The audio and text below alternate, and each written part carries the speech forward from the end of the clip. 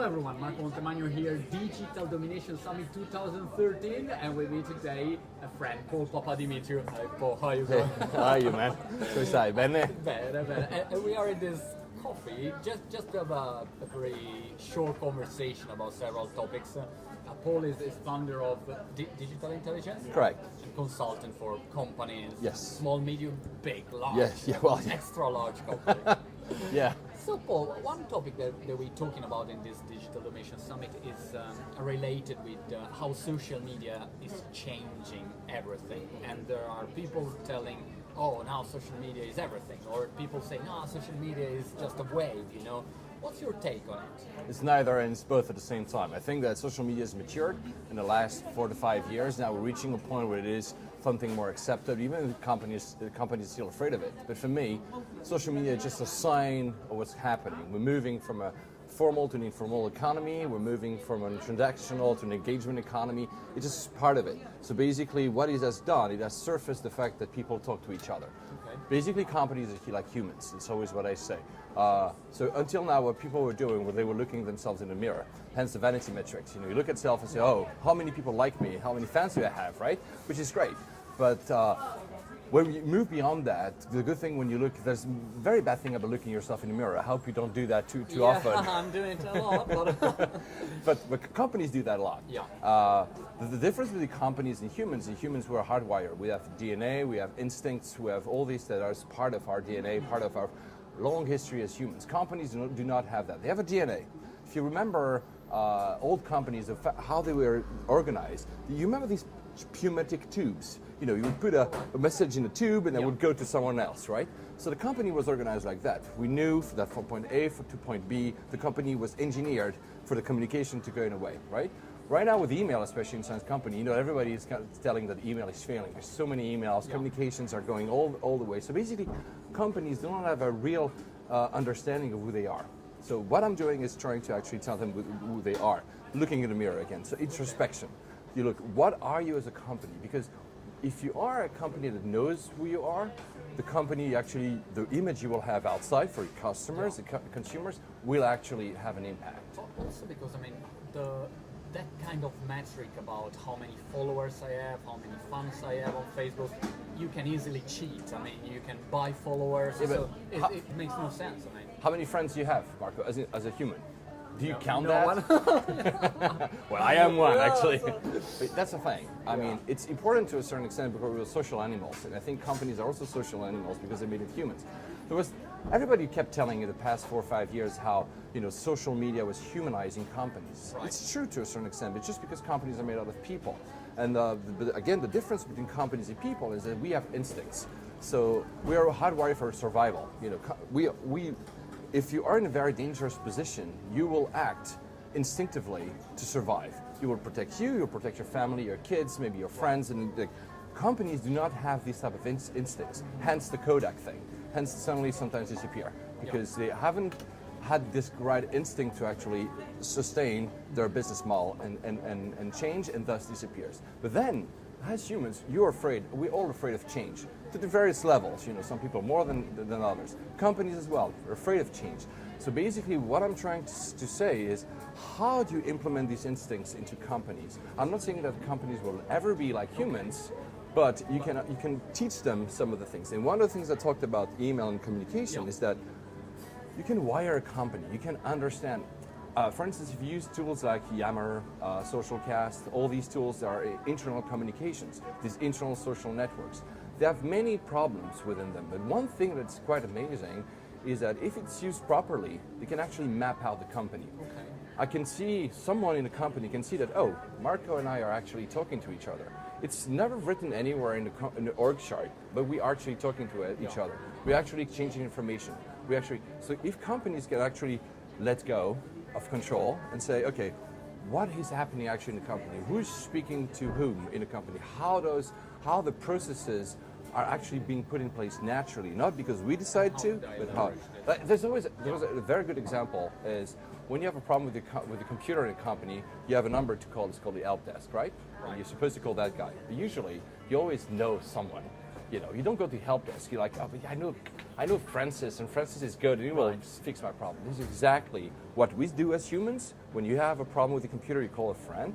In companies, happens the same kind of dynamics happen. This is just a small example, but if you scale that to the whole company, then you can map your company, understand what's the DNA, what are all the links within the company.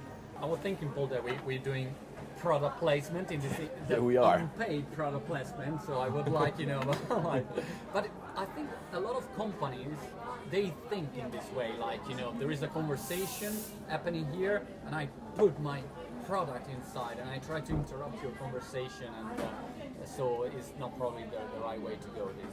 Yeah, of course, again, it's a conversation.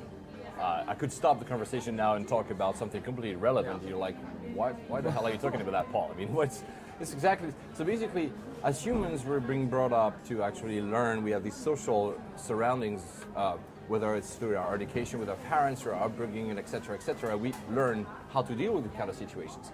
Companies are like young kids. They're 4 years old in terms of social media. So they're still like struggling in how we will talk with customers. They have no choice, right? So basically, what social media done is just surfacing something that's normal, that's actually human. It's having a conversation, and I know it's been said over and over again, it's nothing extraordinary. It's just that companies are afraid to change. It's hard for them to actually implement that change. So they are forced, hence all the, a lot of people talk about all these social media disasters. It's just because one person is completely socially inept compared to the other. So you have customers having a normal voice, and the other side you have a company that doesn't know how to handle the conversation. And then, One question, Paul. Where do you start from? I mean, if a company is not... It's very good. It's not on board yet, Where very do you good start question. from? Because many companies say, okay, what I do, I create a social media team inside, I outsource it. What should I do? Yeah, exactly. That's a very good question, because that's the problem. Like, again, if you take the same example of humans, if you want to change, you know how we say. We say humans, we don't change. Yeah. We alter a little bit. It's the same thing with company. Having big, fat plans usually don't work. Companies will resist. People within the company will resist. So you have to find, I know I'm Greek, Trojan horses. So you have to find small things that will create an inception of an idea and change it. One way, for instance, is a website. I know websites are not very sexy nowadays, yes. Everybody talks about, but they're still important, because a website forces you to think about how you present yourself, especially if you think about mobile. Mobile, there's like the real estate on your screen is very narrow. So what are the essence of the company? What are you selling? Who are you? You have to say that in a very, very, very short way, because the screen is very small.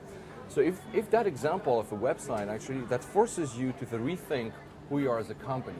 And if you try to sell a website to a company, it's much easier if you go say, oh, I'm going to change the culture of the company. The company says, well, whatever. No way. But if you start by little things like that, the reason I say website is part of information architecture. Again, it's how is, again, within the company, the information is organized, and what do you show to your customers? This is a map of your company. So this is your DNA of the company. So starting with a website is one way. Then the next step, of course, is having the social conversation. So, of course, right now it's LinkedIn, Facebook, and Twitter. The only problem with that is you don't have the control of the layout. You have the control of the information itself, but not the layout. So I would always say start with a website, even though I know people say it's not sexy, but still 67% of the people start their online journey with a Google search. They will search for something before asking. Everybody says, oh, I'm going to ask friends. Yes, but before asking you, hey, where is this restaurant or this cafe? I will look it up on Google, right? Oh, this is the address for Neon Knightsbridge. So this is how it starts. So websites are still in, and then, so basically you want to engineer the way you create your conversation with mapping who you are inside. Because only when you know what you are, you can talk to people. It's like you and me. You know who you are, I know who I am, and we can have this conversation. And specific tools or platforms that you would recommend to start from? Like, I don't know, maybe it's easier to start with a blog, or I don't know, is any pattern that you see over there for companies willing to enter successfully social media race? Is any... I don't think tool. I think it's people first. I mean, of course, I know it's very evident to say, like, well, it's like I'm opening a door that's already open. But when up to now, and this is what I started with, like I said, social media is maturing, is that, okay, we were hiring people and said, okay, we're going to put someone, because someone has to deal with a Facebook page, someone else has to do with a Twitter account, and etc., etc. And now, over time, this is maturing, realizing that social media is much more than just another channel. It's actually something that's a conversation that already happens within the company, outside the company, so how do you map these two? So to actually be able to implement that within a company, I would say that there's no need to actually change what the companies are mostly doing. Okay. I'm not going to say, oh, disrupt everything. I think this is, if you say that again to a company, it won't work. What you need to do is hire the right people, make your mistakes, accept that you're going to make mistakes, accept when you do failures, accept that you're going to have disaster, accept that your products won't sell, accept, and go on with that process. Actually learn about yourself again. So of course, hiring the right people, very easy to say, but having people that just know how to freaking talk to each other. Sadly, I've seen examples of people being community managers, for instance, that have very poor social skills or not a lot of experience. You want to have someone like you being there, right? Someone who actually just knows how to, you're organizing this conference. You've been able to talk to people. Someone phenomenal, you mean? Well, probably. Well, do you have any case history that you think, oh gosh, this company, they really get it, in social media? What are your favorite companies in this field? I'm sure that everybody says the same example, and I will say why it's wrong, but why it's right. Okay. Zappos is a very good one.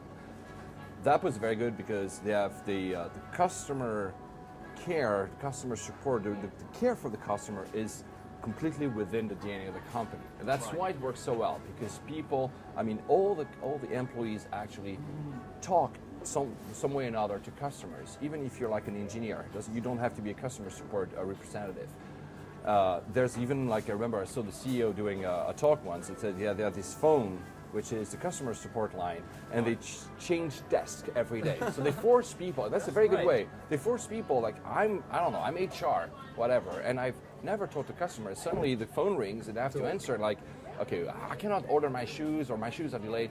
You have to figure it out. And then you start thinking out of the box. You're thinking, okay, I'm HR, but I'm a part of a company, so how do, the reason that it's wrong, not wrong, but is that it's a company that was created from the start with that. So it's easier than actually being a very old traditional company and convert. So an example like putting the phone is a very making people realize that they have customers in a company is very important. Yeah. Because otherwise everybody tends to, which is good for the good of the company, but tends to focus on his own tasks. You want to actually a little bit open the box.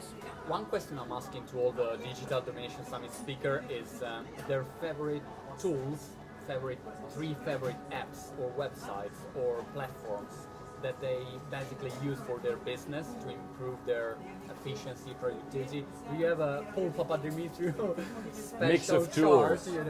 No, first of all, what I like to see is stuff that is not linked with what I do. So I like curation platforms. From Dig to Flipboard. Actually reading stuff that is not within my field, because that opens my mind. So of course I will use that. Most of my work is done through mobile. I always have my iPhone. I also have a Samsung, and I also have Windows Phone. So I'm not religious about it, but I mostly use my iPhone, to be honest. Then maybe tools, curation tools, and also that's also for me. Buffer, Buffer app. Yeah, okay. Just to actually just time your updates correctly. Schedule your for my own sake, Evernote Hello to actually Evernote as a whole, and Evernote Hello is a way to actually track people when you meet them.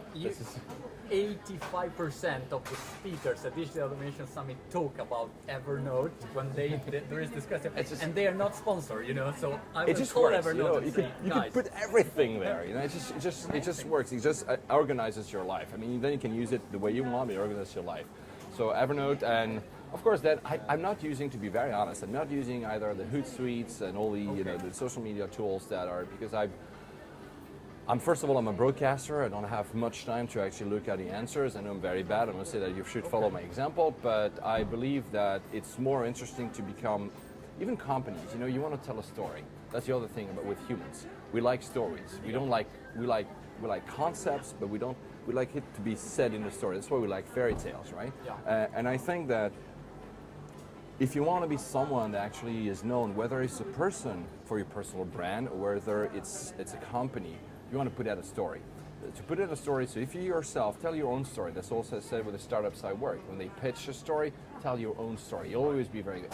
If you're a company, there's a concept that a friend of mine has actually invented of the story hunters.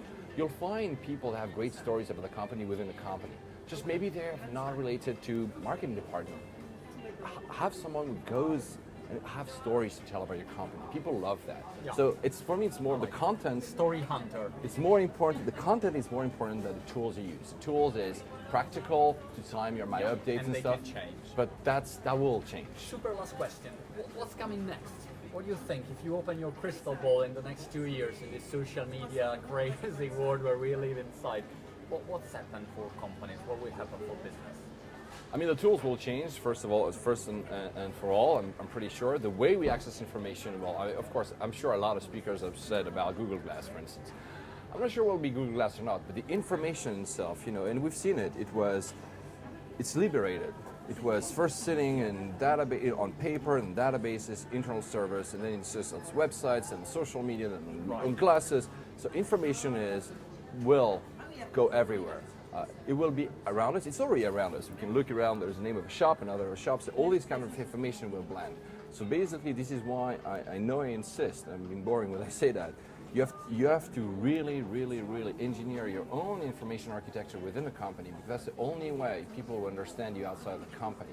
Because the information will not be a prisoner of one social network and one website. It will be everywhere.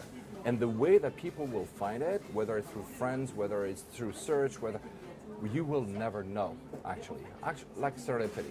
So you want to engineer your information to be able to scale whichever tools happens. It will be Google Glass maybe, and then it will be contact lenses, and then we'll have, I do a lot of research through science fiction movies. It's very, very interesting to look at it. You'll see that the only thing that matters is information itself, not the tools. Thanks, Paul. Thank you, Marco.